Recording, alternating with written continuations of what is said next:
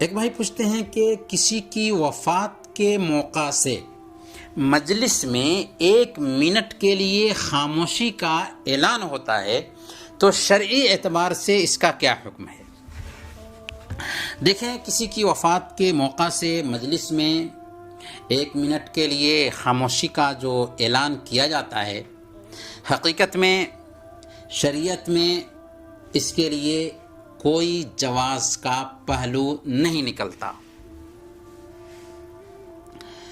ہماری شریعت ایک مکمل شریعت ہے اور اس نے ہر جگہ پر ہماری رہنمائی کر دی ہے، لہذا اگر کہیں پر کچھ لوگ اپنے مذہب کے حساب سے، اپنے دین کے حساب سے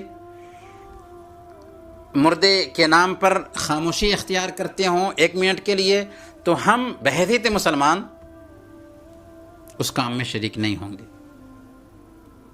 اگر شریک ہوتے ہیں تو یہ غیر قوموں کی مشابہت لازم آئے گی۔ اسلام مکمل نظام حیات ہے۔ اسلام نے کسی بھی گوشے کو تشنا نہیں چھوڑا۔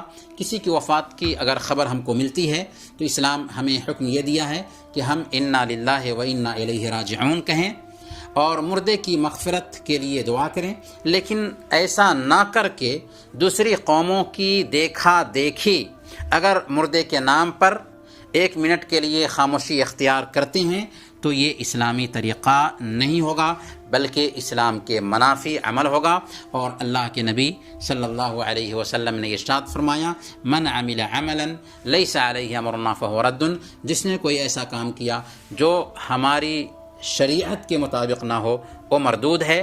اور سنن داؤد کی روایت ہے، اللہ کے نبی صلی اللہ علیہ وسلم نے ارشاد فرمایا، من تشبہ بقوم فہو منہم، جس نے کسی قوم کی مشابہت اختیار کی وہ انہی لوگوں میں سے ہے۔